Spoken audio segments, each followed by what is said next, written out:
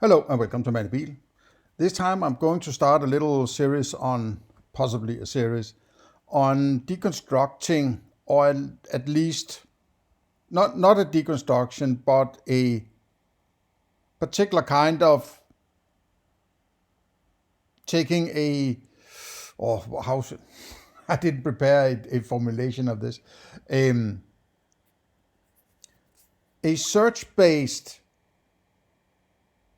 out of context approach to figuring out whether or not this is a book I want to read or not, right? And you might find the same kind of find this kind of approach illuminating, so that you can see whether or not you want to go heads in what's it called? Head first into headlong into this, right? Okay. First off, my idea is that I would take a description of what is supposed to be going on in this book, and then I will take that description as a foundation for searching for terms that should illuminate on this particular subject. Okay, when we're dealing with the book by Bernardo Kastrup called Analytic Idealism, a consciousness-only ontology. And when we're doing ontology, as I have, in my recent series about my ontology, the ABC rule that you can find, a few weeks back here, and, maybe even not even a week, but between 1 and 2 weeks back, right? That ontology is basically the foundation of your philosophy, right? So when we're dealing with foundations, there's one thing you should take very strict care to figure out when somebody else present the ontology, which is they can't take anything for given or granted, right? They can't take anything, nothing is granted, because ontology is the foundation. There is nothing that is more foundational than the foundation, which means nothing can be taken for granted. And by that I mean nothing. Nothing. Right? You have to start somewhere, and then always make a recurring, a recursive argument for how you get to the next step. You can't get to the next step without purely describing that step from the prior step. And when you're doing ontology, you're basically finding a reduction base as the starting point for your philosophy, and then you work from that, right? But you can't take anything that is supposedly ahead of that to describe that is before, which is before it, in order to get to that, right? It's fraught with circular reasoning when you're doing ontology, in my opinion, right? The thing is that it is possibly usually very hard to pinpoint that it's circular, because it's all hidden in semantics and a lot of words and academic polemicness and so on, right? And this one, and I might read the description or definition of the book first before I comment on that, right? But this is something like 150 pages book just to settle on ontology. That is a lot of text, right? Doesn't seem parsimonious to me that you need to explain that much, right? If you can't explain your ontology in 1 page, there's something wrong. I mean, I just don't buy it, right? Personally, right? Now, if you're a very word-rich person and you're an academic and you have been trained to just throw words at people, then of course it will be very wordy, naturally. But that doesn't mean it's necessarily correct. There's no, what you call proportionality, direct proportionality about the number of words used and the quality of the philosophy. I would, if anything, it's an inverse proportionality, right? The more words you have to use, the less good it is, possibly, right? Okay, so in the introduction, part 1.1, in a nutshell, There is a description of what this book is supposed to do, or what Bernardo Kastrup, or Dr. Bernardo Kastrup attempts to do, right? Okay. Oh, before I venture into that, this is not an attempt at copying or taking advantage of his text or anything like that. This is purely philosophical dissertation or philosophical rigid criticism for the purpose of finding flaws in the philosophy, right? So I don't want any copyright infringement shit going on, right? Because I'm not interested in making money off of this, right? And I'm not interested in bashing Bernardo Kastrup personally, anything like that, right? I only dive into what he says and what he states and what he writes, right? Okay, with that out of the way, and I can refer you to another video I made not too long ago called Copyright and the Monopoly on Violence, which describes an attempt from Bernardo Kastrup and his Essentia Foundation to threaten me with government violence in order to silence me in deconstructing his Analytic Idealism course on the Essentia YouTube channel. You can go watch that, right? So if he copyright infringes me on this, it's because you basically want to use his government thugs to threaten me into submission, right? So he's not really interested in having any kind of criticism, or he's just so much in his ivory tower that he thinks how dare one of these peasants criticize my perfect philosophy, right? I am an academic with 2 PhDs. How dare you? I have been working in the Hadron Collider, right? So this is just philosophy, and that's my game, right? And this is probably pretty hardcore. This video, or I think it is going to be more than one video. This is, if it's not your cup of tea, okay, so be it. But this is what I do on this channel. I do hardcore philosophy, as hardcore as I can do it. But I also try to make it approachable for the, let's say, average peasant like me, right? I fucking hate academic polemicness, right? It's sort of a they're so far up their own ass, some of these academics, they, you know, yeah, well, you know what I mean, right? Okay, let's get into it. Let's dive in. It's about the book called Analytic Idealism, a consciousness-only ontology. Okay, so idealism, or it's a particular kind of idealism called analytic idealism. So there's sort of, there's idealism in general, or then there's a particular kind of idealism called analytic idealism. Okay, and a subject is a consciousness-only ontology. Okay, so the ontology is a combination of, there's only one thing, but then he's probably going to describe a lot of different things that are encapsulated in this consciousness only. Because if there's only consciousness, he doesn't need more than that title. There's just consciousness, done, right? That's all, folks, right? That's all, folks, right? But I bet you he spends 150 pages on describing a hell of a lot of different things that he just says, yeah, of course. It's all consciousness, right? So consciousness has been this magical term he can attach to whatever he wants to discuss in order to keep it one thing, right? Because if it's just one thing, you don't need further clarification. It's all consciousness. Done. I mean, what more do you need to describe? If it's all consciousness, right? If it's like standing, looking at the ocean and say, that is all ocean. But now I'm going to spend 150 pages describing that ocean. Well, then it's not all ocean then, right? And in this sense, he's saying, okay, yeah, in the foundation of it is that it's all ocean. But I'm going to describe various occurrences of variations within the ocean, right?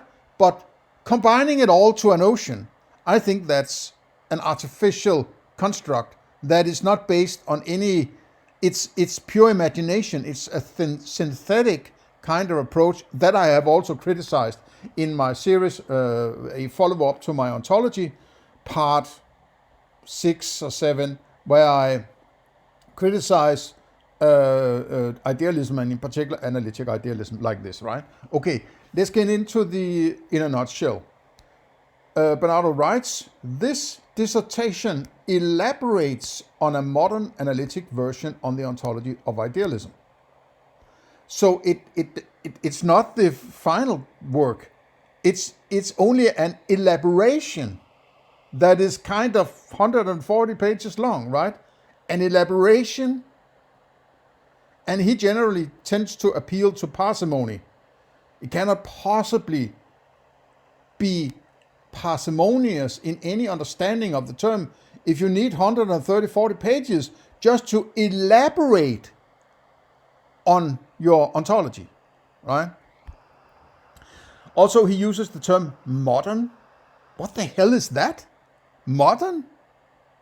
That he came up with it within the last 10 years or whatever?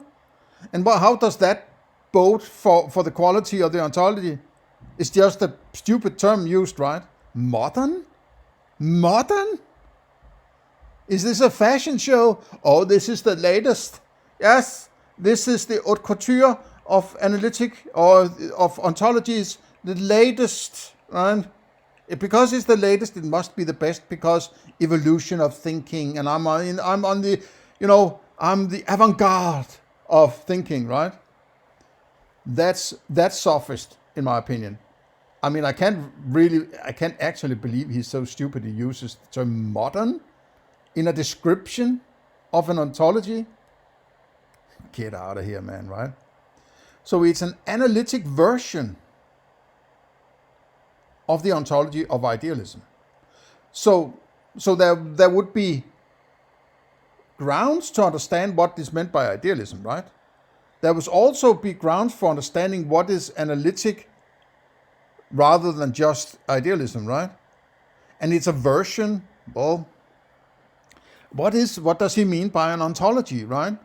So there are things that I would like to understand here in a nutshell, is usually where a whole lot of various terms that are not clarified are lumped together in order to make you think, wow, this guy is really smart, right? Okay. According to which a phenomenon, maybe I forgot. I made this more useful. Maybe I should just read it out loud here before we go down there. I haven't prepared too much for this. It's kind of, I have to have several things going in my head at one time. I'm not getting any younger, right? Which a phenomenal consciousness as an ontological category is fundamental, and b, everything else in nature can ultimately be reduced to or grounded in patterns of excitation of phenomenal consciousness. It posits a reduction base consisting of a single element, spatially unbound universal phenomenal consciousness. Its key challenge is to explain how the seemingly distinct phenomenal inner lives of different subjects of experience can arise within the fundamentally unitary phenomenal field. This is sometimes called the decomposition problem in the literature, David Chalmers, and it is the core problem this dissertation attempts to tackle. So you're not you're not trying to deal with the problem. You're trying to present an ontology. There shouldn't be any problems in an ontology. Then why are you presenting it if there's a problem? Go back to the drawing board and keep working on it, right? There's something that rubs me the wrong way. I'm tackling a problem that nobody else has solved. But that's not what you're doing when you're doing ontology. You're presenting your phenomena in a rigid and coherent and ordered, structured manner that shows potential interdependency between them, right? That's it. There shouldn't be any problems, right? You don't create an ontology and say, my God, there's a problem there. Yes, I'm just going to argue why there isn't really a problem. No. There shouldn't be any problems, because then you're creating the problem. And then arguing, you should present a problem-free ontology, right? Okay. Along the way, a variety of other challenges are addressed, such as how we can reconcile idealism with the fact that we all inhabit. We all? How do you know we all? Who are those all? 8 billion people? How do you have, you have, this is sort of, everybody, there's an external world. It's like, holy shit, man, right? Okay, why this word unfolds independently? How do you get to that? If it's independent of your personal volition and imagination, how do you get to it? How do you know it's unfolds? How do you even know it's there? Okay, you cannot bring all arguments into this in a nutshell, but it's,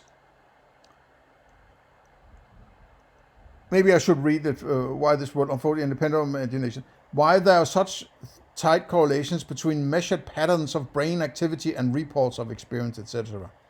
Okay, etc. I don't like a nutshell that ends with etc. Right? And so on, and so on, and so on, right?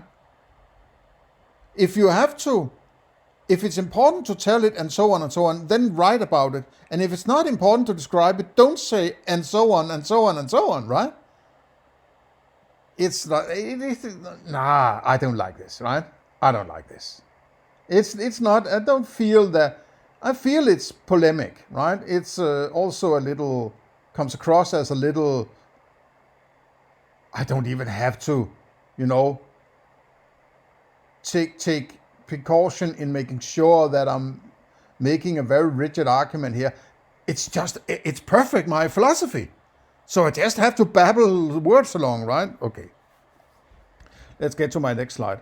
Okay, what he says here is, this dissertation elaborates on a modern analytic version of the ontology of idealism. So he's basically taking some old wine and putting new labels on it, right? So he basically should present a complete history of the idealism ontologies through history and explain how it came to be and how they were thinking, these people who were idealists and so on. I would think, right? Otherwise, he's just taking for granted everybody knows what he's talking about, right? According to, and I also talked about this, it's an elaboration. It's not a complete presentation. It's just an elaboration, right? And it's also this sort of, it feels a bit like a get out of jail card, right? It's like if people start to criticize us, just that I might do here, right? He might go and say, yeah, but I'm just elaborating here, right? It's not the final word on this, right? But it's modern, right? It's a stupid term to use, right? It's completely ridiculous. Analytic version of the ontology of idealism. So, if idealism is an ontology, do you need to say an ontology of idealism? Or is there complete overlap between ontology and idealism? There are other kinds of ontologies, but is it, to clarify, it's an ontology called idealism? Or is it idealism something bigger than the ontology is going to describe? It's not particularly clear here, right? And if it's not particularly clear, why is he hung up on describing it this way, right? So it's, if you're going to put things in a nutshell, it has to be fucking sharp what you're saying, right? Okay. A, phenomenal consciousness as an ontological category. No, is fundamental. That if there's only one thing, there can't be categories. Then you're saying the one thing is also a category. Why do we need to call it a category if there's only one thing? You wouldn't call it a category, right? Because category is when there's more than one thing, right?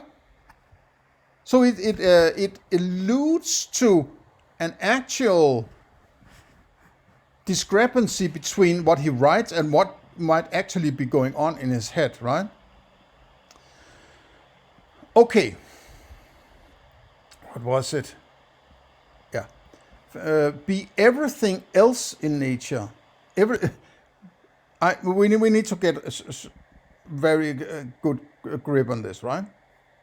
A. Phenomenal consciousness as an ontological category is fundamental. So it's the fundamental, the foundation or the fundament is phenomenal consciousness, but there's more to it than that. Otherwise, it can't be, everything is fundamental then, right? But then you're sort of, you have a category and then fundamental, it's all in one thing called phenomenal consciousness, right? B, everything else in nature. What is nature, right? Everything else, what is that? That is, because if it's idealism, there's only one thing then, right? Otherwise it isn't idealism. Then it's some kind of dualism or even more than that, right? Everything else, there can't be everything else. There can't be else, no else, right? In nature. If it's foundational, it has to be the foundation of everything. Is it just the plate everything is sitting on called consciousness? And then there's sort of everything else is on top of that plate, this piece of meat and this piece of, vegetation, or how is this supposed to be understood, right? It seems like somebody, it sounds like somebody who has a pluralist understanding of this ontology, but wants to keep it understood as one thing, right? So he can have his cake and eat it too, right? Nature can ultimately be reduced to or grounded in patterns of excitation of phenomenal consciousness. Okay, so what else you might experience, though you can't experience consciousness, in my opinion, so it's an abstraction, apparently, that is the foundation of his thinking, right? Phenomenal consciousness is an abstraction. What color does consciousness have? What sound does it have? What taste does it have, right? So he has a foundation that is pure abstraction, right? That doesn't work. That is the first and most important misgivings of this, right? Everything else in nature, well, then he shouldn't say nature, right? He should see everything else in phenomenal consciousness, right? Because then nature is something different. Or is he equating terms to mean the same thing, though they're different terms, right? It doesn't come off as rigid to me, right? This is the starting point of what he's trying to do. If this is not rigid, I'm not buying any of this shit, right? Okay, can ultimately be reduced to or grounded in. Reduced to or grounded in. Wouldn't it be reduced to and grounded in? Patterns of excitation of phenomenal consciousness. So it's just bringing shit in. A pattern is an abstraction, right? Grounding is an abstraction. Reduction is an abstraction. Nature, what is that, right? Is that phenomena? Is that cows or grass and sky and cloud? Is that nature? So that's a phenomena in my, so to say, in my consciousness. But then consciousness is an abstraction. So I can't have phenomena in an abstraction if abstractions can only arrive from phenomena, for instance, right? That's why my ontology, which I find to be way more rigid than this, because he gives no distinction between what is actually a cognition with direct reference to qualia and an abstraction or an imagination, right? It just floats together as he sees fit, right? I don't like that. I need some categories here, right? Okay. It posits a reduction base consisting of a single element. What is a single element? What is an element? An element is something that is a part of something bigger, right? So an element is something that is a part, a constituent, right? So there's only one single constituent. But then it's not an element if it's everything, right? But then it must be, element must be some implicit appeal to atomism, right? It's all made of one thing. Whatever goes on is made of these elements called consciousness, right? It's made of consciousness, right? Yeah, it might look different comparing which direction you look, if it's night or it's day or whatever, right? These phenomena might have various expressions or whatever you want to put on it, but it's all basically the same consciousness. And it's made up of little elements called consciousnesses, right? Otherwise, if there's one element, if there's one single element, it's not an element. There is just one, right? And if there's one, you don't need to clarify any further because there is that one and then done, right? Oh, and because this is so freaking weird, right? It takes a lot of harebrained academic polemicness to weed yourself out of this tall grass here, right? Where all sorts of, abstractions and imaginations and concepts, whatever you want to call it, are just thrown at you, right? And I made a little short list here of terms used in this nutshell description, right? Ontology, analytic and idealism, but particularly analytic idealism, phenomena, consciousness, category, nature, reduction, base, pattern, excitation, element. And there's probably more, right? Unbound, what does that mean, right? Spatially, that's an idea of space, or what is that? It's like, but if these terms, and this is a big one, right? If these terms are not defined, it must be because it takes it for granted that everybody knows exactly how to understand them, right? Otherwise, you would be very careful and build from an incontrovertible reduction base that nobody can be confused about, right? But he has created a nutshell description that entails at least 10 rather difficult abstractions, right? As I said, definitions needed for the long list of terms here, right? Otherwise, they must be considered a presupposed prior ontology with which to describe a secondary ontology, right? And the secondary ontology being his ontology, analytic idealism.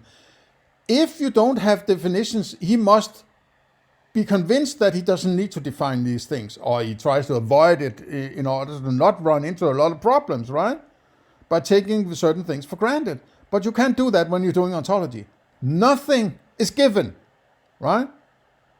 You have to explain every single freaking term used.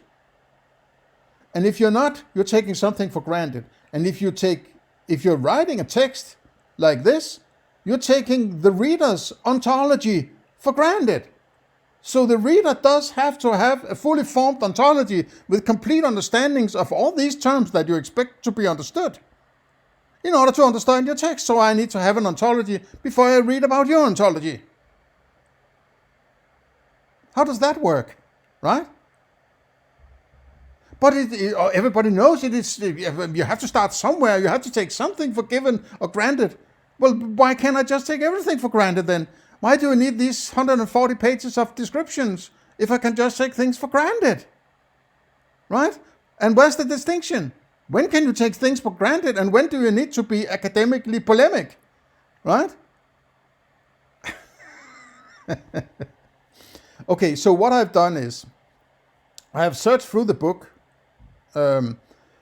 for these terms, or at least some of them, right? And I have taken, I think, I took ontology, analytic and idealism, phenomena, consciousness, and reduction. And see if there is any attempt at definitions anywhere here, right? And this is what I've done. So, and yeah, actually, I also search for definition. That would be, if you're looking for definitions, you might search the word definition, right?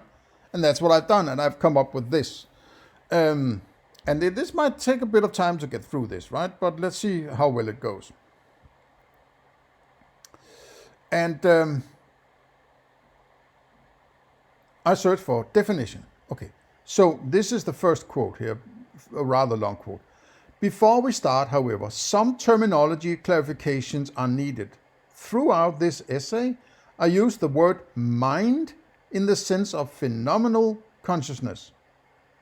Right?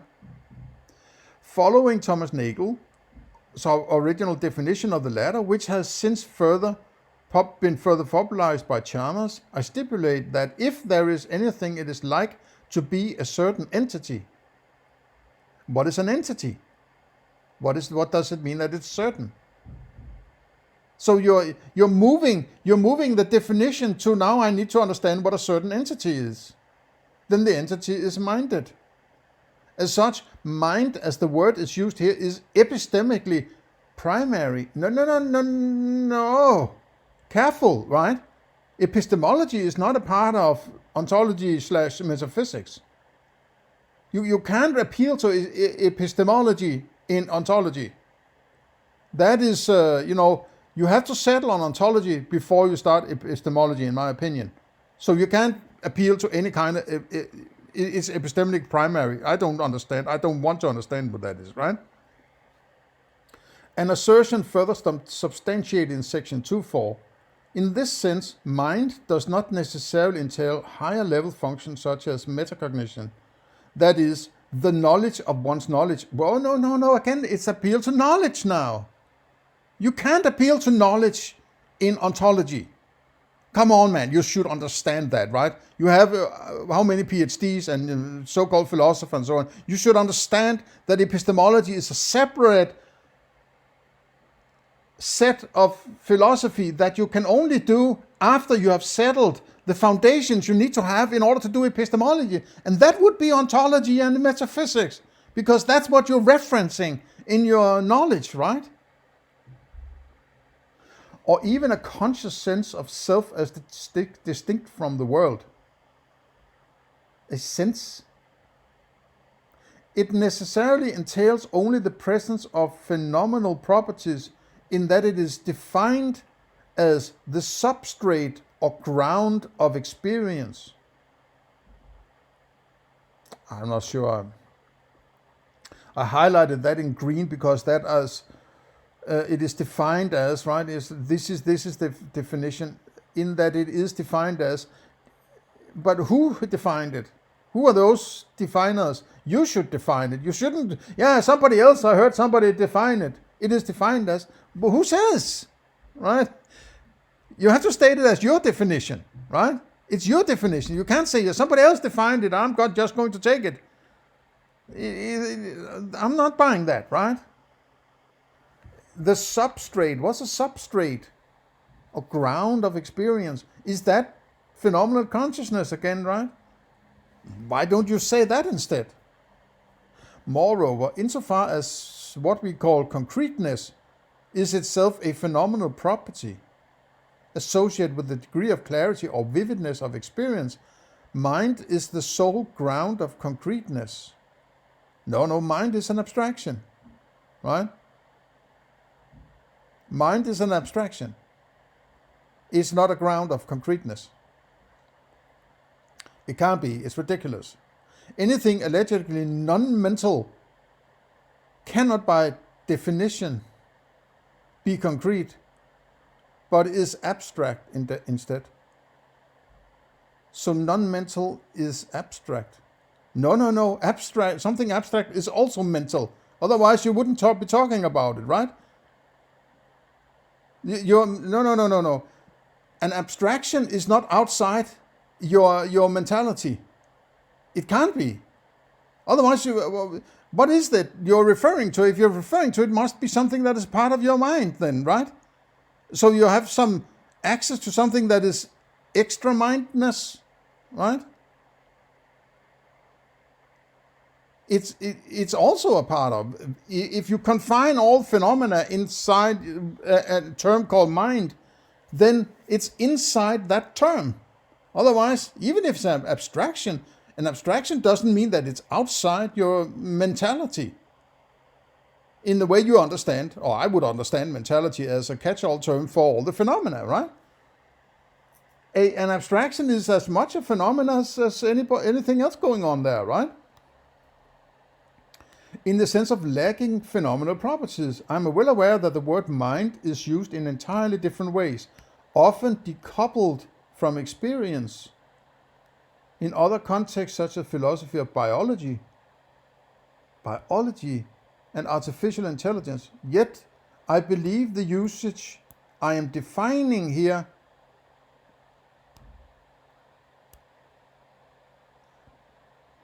is adequate for the context of the present paper.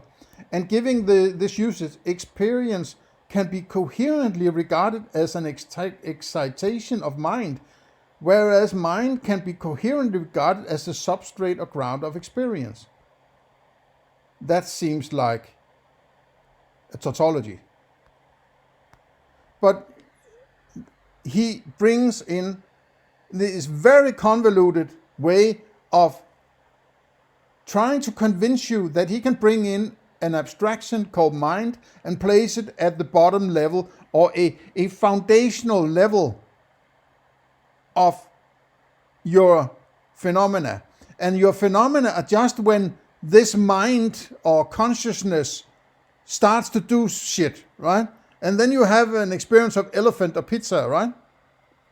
And then that elephant or pizza goes away when it stops doing that thing. But it's still that same thing doing everything.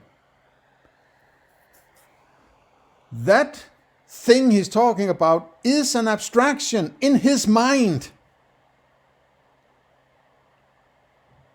And he's saying, well, I'm going to take that abstraction and say everything is made up of that abstraction, right? As I'm pointing out in my criticism of idealism, and in particular this analytic idealism that he puts at the foundation of everything. It's just taking an abstraction in his mind and saying everything is made of this abstraction. You can't do that, in my opinion. It's stupid, right? Okay, so that was definition. And then there's defining engaging consciousness. Before we can meaningfully discuss unconsciousness, the alleged lack of consciousness, we must of course have clarity regarding the meaning of the word consciousness. What does it mean to say that a mental process is conscious? In this paper, I shall use a rigorous definition. Okay, so the other definition wasn't attached with rigorousness, or the term rigorous. So they are not as rigorous as this definition then. Okay. It's well accepted in neuropsychology and neuroscience. Well, you can't use science to argue for what consciousness is, right? It's stupid. And philosophy of mind. Mental activity is conscious if and only if there is something, anything, it is like to have such mental activity in and of itself. But he's not defining it, he's just rephrasing it, right? It's just a rephrasing.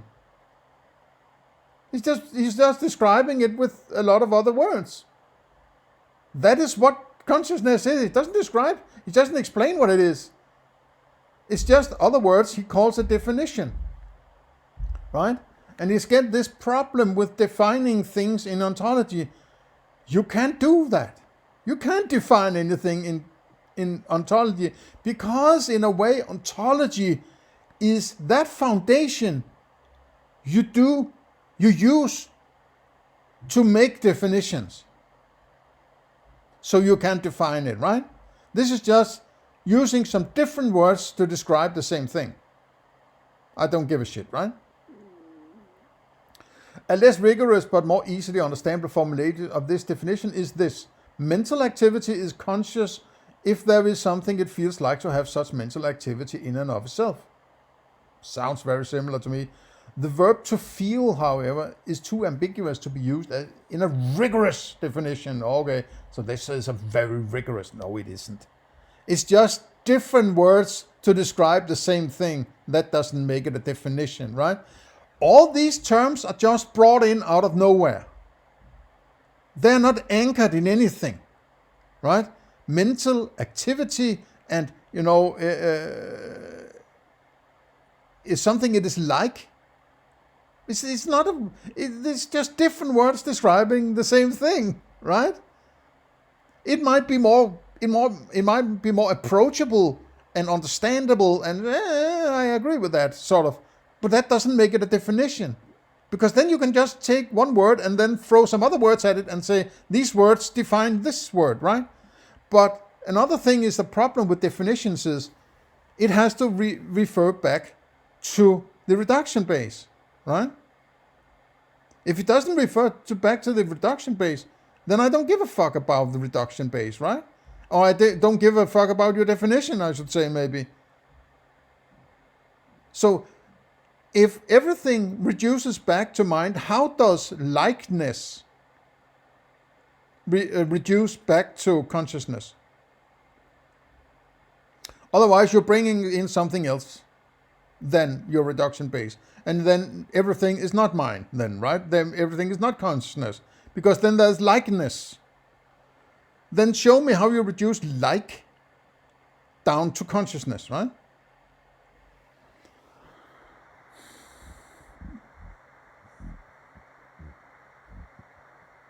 This way, if mental activity is unconscious, then there's nothing it is like to have such activity in and of itself, even if it in turn causes or influences conscious activity. Notice that the definition of consciousness honors our intuitive understanding. There's no our intuition. There's your intuition and my intuition and that dude's intuition over there. But there's no our intuition. You only consider yourself conscious right now because there is something it is like to be you. What does it mean that it's something that it's like? I'm aware of my qualia and cognitions, and I might also be somewhat aware of my feelings and emotions and thoughts and so on. But is that something that it is like? Why don't, I mean, why, maybe it's a clarification of what is meant by consciousness, but it's not a definition. It's an elaboration maybe, right? I'm just so sick and tired of these academics, man, right? Oh, they always end up in a situation where they have to throw more words at it, and more words at it, and more words at it. And now I've thrown so many words at it, now I must have settled it, because this amount of words must mean that it has been described now. 140 pages of fine academic words must be necessary, right? Must be sufficient, right? Are you not satisfied? Do you want me to throw more words at it, right? If you can't describe your ontology on one page, as I have done, right? And with a little clarification presenting in a video, I don't buy it, because you're circle jerking your own mind's abstractions into something you want to be there, right? You have an idea of where this should lead, because where it leads is what makes you feel good, and then you sort of convince yourself to connect the dots so you get to that result you want, right? There's a big mind daddy out there that takes care of you and sucks you dry when you're dead and stores all the logbook you created while you were supposedly dissociated and alive, right? That makes you feel good, right? All my thinkings are not lost. All my smart braininess is not going to be, dissolved into nothingness.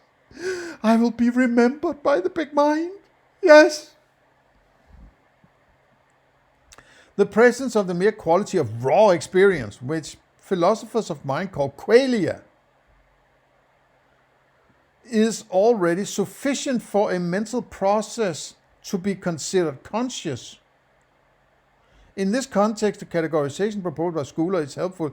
He distinguishes between non-conscious, unexperienced, conscious, experienced, and metaconscious, re-represented mental processes. Only the latter entails higher order thought. Okay, so it's a bit like my ABC to some extent, right? Though the metaconsciousness, he's very careful to use the same term conscious in all these three groups. So we can always say, yeah, there's also consciousness there in that group, and there's conscious there, and there's conscious there. There's non-conscious, conscious, and metaconscious, right? It's all consciousness, right? Oh, man. Okay, let me see. Let me take a few more. In other words, and these are sort of, these are taken out of context, of course, to some extent, to a small or large extent. But, don't come running to me, because he wants to shoot me if I don't take things out of context, right? He wants his government thugs to come and kill me because he don't like the peasants to scrutinize his shit, right? In other words, I'm using the operational definition of universe in physics as opposed to a metaphysical one. Operational definition of universe in physics as opposed to... The claims is that this perceived universe, what is in consciousness, since according to Analytic Idealism, it consists of particular patterns of excitation of universal consciousness. So there's no definition of anything here that I would like to have a definition of. Okay. Eminent scholarly publications of the time, such as the British Encyclopedia of Natural History, laid out unambiguously as mind is the opposite of matter in definition. The perfection of its exercise must be opposite of that of the exercise of matter. Okay, the mind-matter thing. Dispelling the mind-matter dichotomy. Yeah, I made a comment, maybe it's not dichotomy. Okay, so I was particularly interested in this one, and I might add a few comments. When you call something a dichotomy, it might be a way to describe what you're referring to, but it might not be a complete dichotomy in the strictest sense of the term. But by calling it a dichotomy, he might be able to refute it because of the perfect understanding of the term dichotomy, and use that to refute something that might not be, it may be 99% dichotomy, but the last 1% is some overlapping maybe, right? But he can refute it by, appealing to the strict understanding of dichotomy. So it's sort of a slightly sophist trick maybe, right? But just keep it in mind. By definition, the two members of a dichotomy are jointly exhaustive and mutually exclusive. Yeah, together, these two parts describes everything, but then there's one of the things in the other thing, right? Ontologically, this means that if one member is the case, then the other is necessarily not the case, and vice versa. For instance, in the context of biological organisms, if life is not the case, then death is necessarily the case. No, that's a stupid way of putting it. Death is not an experience, right? That's an abstraction. Life might also be an abstraction, but that's a different kind of abstraction. Death is when something you consider life is no longer considered life. Death is a point in time, while life is a description of something going on. So you're mixing categories here, mate, right? This is not, my God, man, it's a stupid argument. Holy fuck, man. Oh. In the context of a job application, if success is the case, i.e. the applicant gets the job, then failure is not the case, and so on. Okay, this is going for the lowest common denominator, man, right? Okay. Okay. Moreover, on page 45. Moreover, recall that as per, and these are taken out of context as I'll repeat that, right? So don't come running to me and blame me for doing this, because otherwise he'll come and shoot me, or his goons will come and shoot me, right? Moreover, recall that as per Coleman's definition, subjects entail a point of view annexed to a private qualitative field.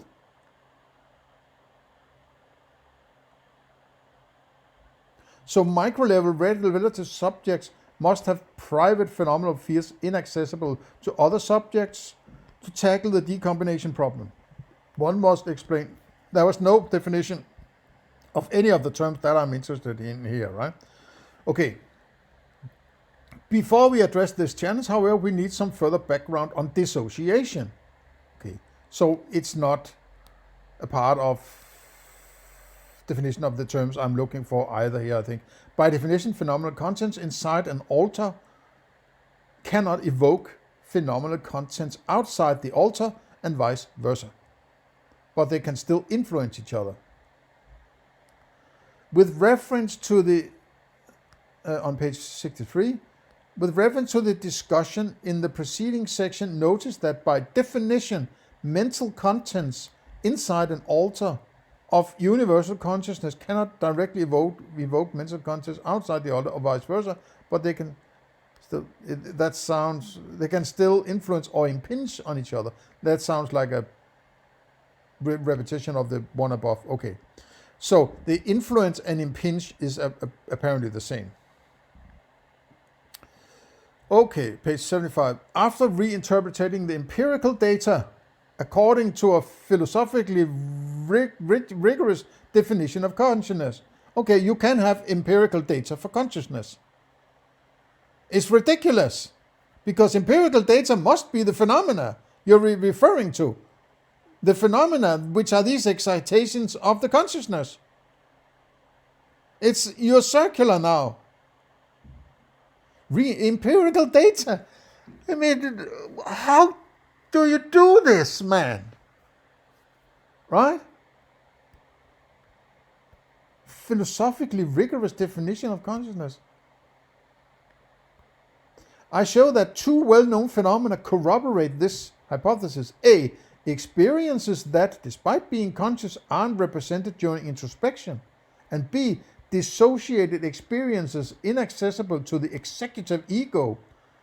If consciousness is inherent to all mentation, it may be fundamental in nature as opposed to a product of a particular type of brain function. There is no, there's nothing here to define any of the terms I'm looking for. Okay, the last one in this part here, then I'll keep going in part 2, right? Throughout this dissertation, I use the word mental as a synonym for phenomenal. Okay, so everything is mind is not mental, because then mental is phenomenal. So consciousness has mind in it, because mental is a synonym phenomenal. Phenomenos are those ripples on the consciousness. These are mental. So it's not mind, everything is not mind, because it's actually consciousness that is everything, right?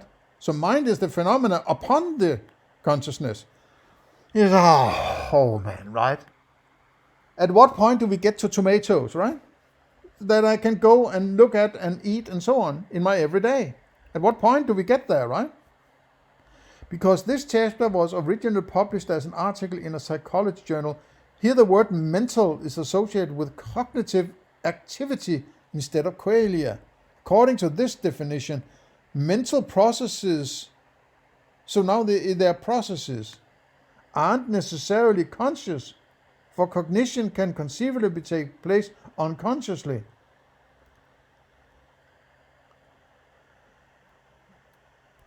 Here the word mental is associated with cognitive activity. I think that's interesting, because from my point of view, I use the term cognition as a particular category, in my very important category in my ontology. The word mental is associated with cognitive activity instead of qualia. Yes, because the cognition is taking place from or among the qualia, so to say, right? Have this, this smorgasbord of qualia, and then the mind attaches cognitions onto it, it seems, right? My loudspeaker, my lamp, or my flat screen, and my shelf, and so on, right? Everything is sort of mapped out in cognitions. According to this definition, mental processes aren't necessarily conscious. But they must be, because everything is consciousness, isn't it? So it can be consciousness without being conscious. Ah.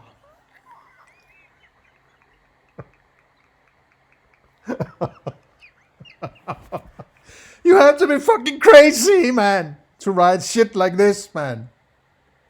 Ah. For cognition can conceivably take place unconsciously. And if they are conscious, mental processes then entail the acquisition of knowledge. You can't talk about knowledge in your ontology. You have to keep that separate to when you have done your ontology and potentially your metaphysics, and then describe how you get to knowledge and make a definition or clarification at least of what you mean by knowledge. You can't just throw around the term knowledge, and particularly not before you have done the foundations you need in order to settle on knowledge. It's stupid, this, right? This is somebody who has this pet subject called metaphysics, and they can just think, and everything else in philosophy can just bring in it from left and right. There's no other structure than my perfect idea of this metaphysics, right? Oh, man.